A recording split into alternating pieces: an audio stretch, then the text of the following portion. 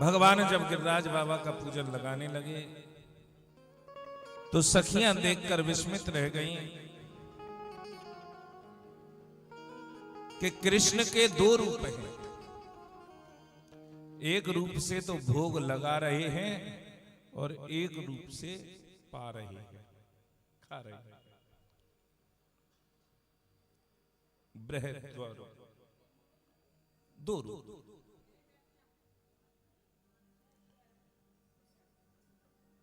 तो एक सखी कहने लगी,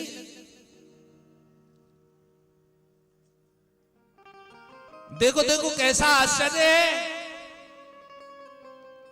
कोई गिरिराज बाबा ना है, अरे यही को पूरी पुआ खावे को मन कर लो। जब कहा यही को पूरी पुआ खावे को मन कर लो, तो जो ब्रह्म ज्ञानी सखियां हैं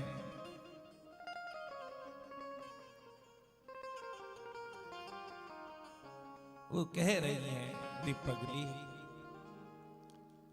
ये हमें बताना चाहते हैं जो होता है इनकी मर्जी से होता है, करने वाले भी ये हैं और कराने वाले भी ये हैं।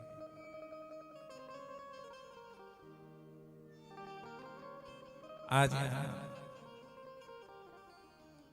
गोपों ने गिरिराज, गौ, ब्राह्मण इन सब का विधि पूर्वक पूजन किया और जब पूजन किया है तो इंद्र का अपमान हो रहा है। इंद्र को क्रोध आ गया।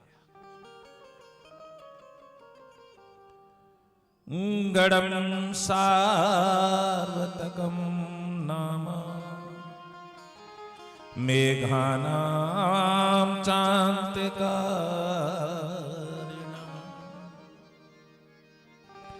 इंद्रे प्राचोदयत क्रुद्धो वाक्यम चाहे समान्यतम। क्रोध में भर गए इंद्र, और जो सांवर्तक नाम की मेघमाला है, जो केवल प्रलय के समय ही जिन्हें आदेश दिया जाता है, आज उन मेघमालाओं को आदेश दे दिया, जाओ इस ब्रज को डुबो दो। और भगवान के लिए कह रहा है वाचालम बालिशम स्तंभ। ये कौन है? ये बकवादी है। भगवान को कह रहा है जिसकी मंद बुद्धि हो जाए, जहां माया का प्रभाव पड़ जाता है, वो भगवान को ही उल्टा सीधा बोलने लगता है। बकवादी है, नादान है, अभिमानी है, मूर्ख है। भगवान को कह रहा है मूर्ख। भगवान को मूर्ख।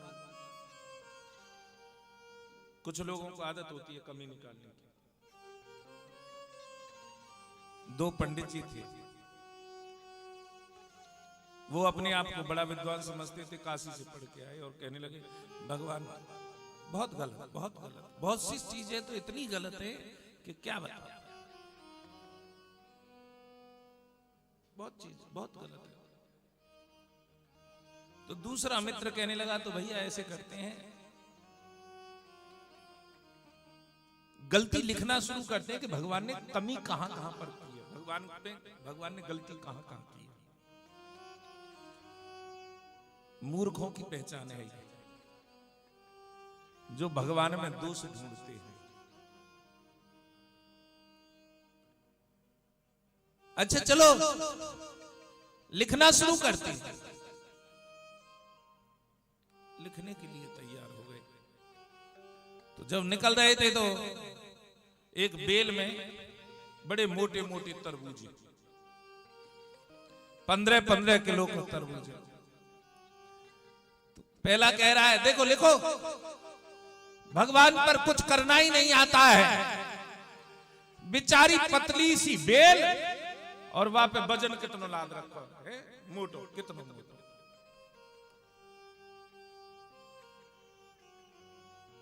लिख दिया भगवान में कमी है। क्या है कि एक पतली सी बेल पे और इतना भारी फल लगा रखा है। फिर ने आगे चले, बेरिया पड़ी। देखो इतना बड़ा पेड़ और बेर कैसे नेक नेक से हैं? भगवान पर कुछ आता ही नहीं। दूसरा कहने लगा हाँ मैंने दूसरी गलती भी भगवान की लिख दी।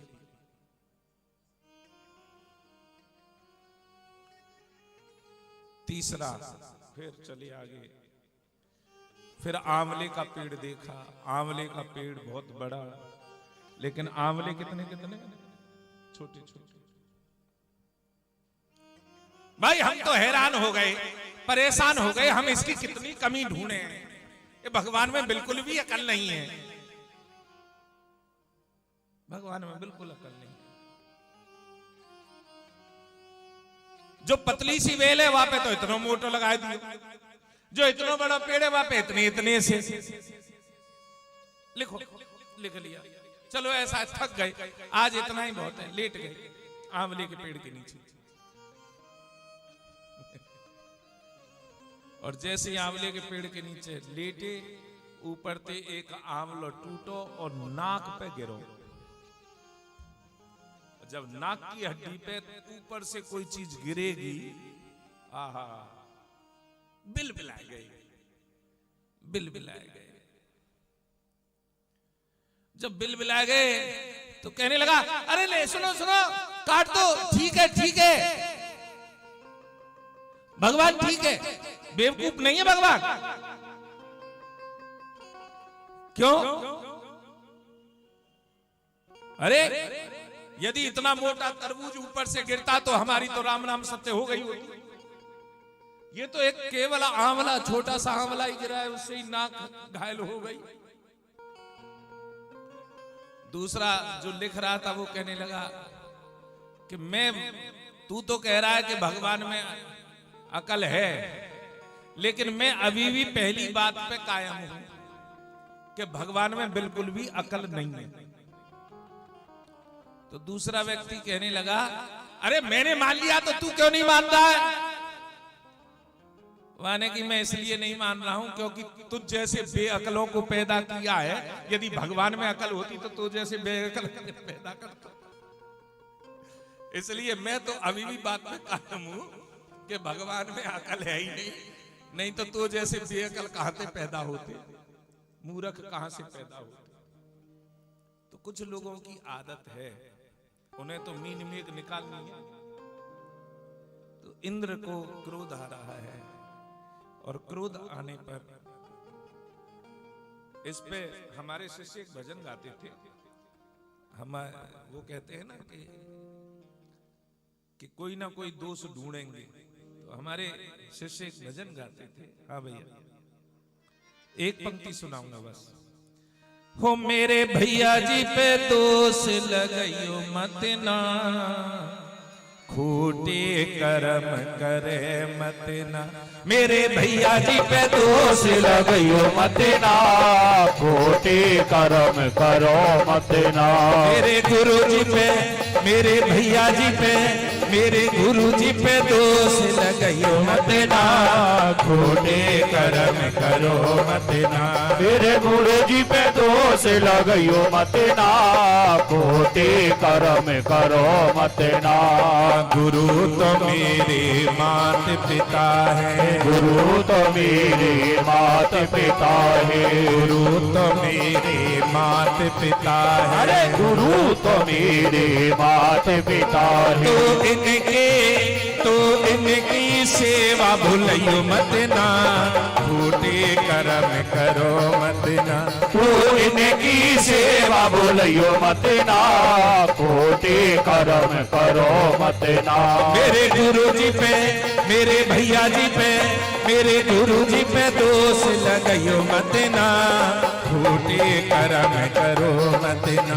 मेरे गुरु जी पे दोष लगाइयो मत ना, खोटे कर्म करो मत ना।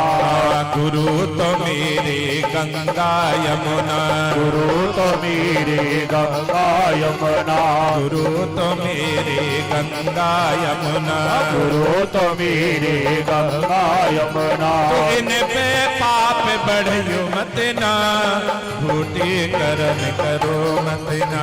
तू इन पे पाप बढ़ियो मत ना, खोटे कर्म करो मत ना। मेरे गुरु जी पे, मेरे भैया जी पे, मेरे गुरु जी पे दोष लगायो मत ना, खोटे कर्म करो मत ना। मेरे गुरु जी पे दोष लगायो मत ना, खोटे कर्म करो मत ना। गुरु तो मेरे चंदा सूरज, गुरु तो मेरे चंदा सूरज, गुरु तो मेरे चंदा सूरज, गुरु तो मेरे चंदा सूरज। इन पे धूल उड़ियो मत ना, खोटे कर्म करो मत ना। तू इन पे धूल उड़ियो मत ना, खोटे कर्म करो मत ना। मेरे गुरु जी पे, मेरे भैया जी पे, मेरे गुरु जी पे दोष लगायो मत ना, खोटे कर्म करो मत ना। मेरे गुरु जी पे दोष लगायो मत ना, खोटे कर्म करो मत ना। भगवान की अवहेलना कर रहा है इंद्र। जब इंद्र नंद बाबा के ब्रज का नाश करना चाहता है, महापराक्रमी मरुदगणों को आदेश दिया है, जाओ पूरे ब्रज को डुबो दो।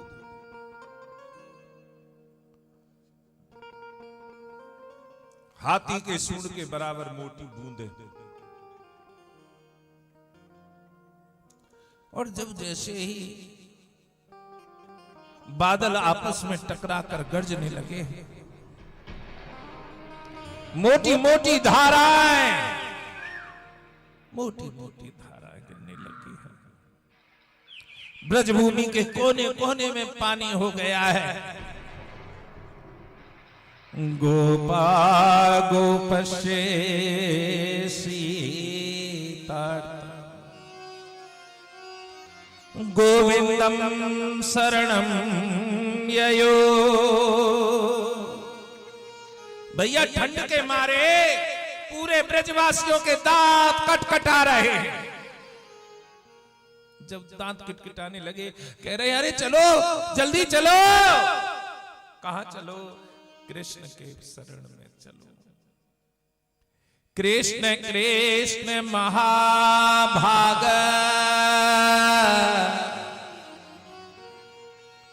त्वं नाथम गोकुलम प्रभु।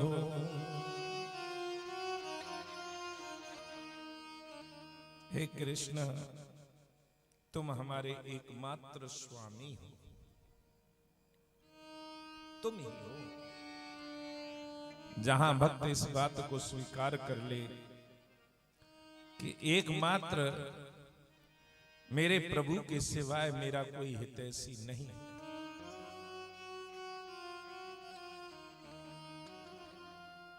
तो भगवान तुरंत ही तत्पर प्रकट हो जाते हैं।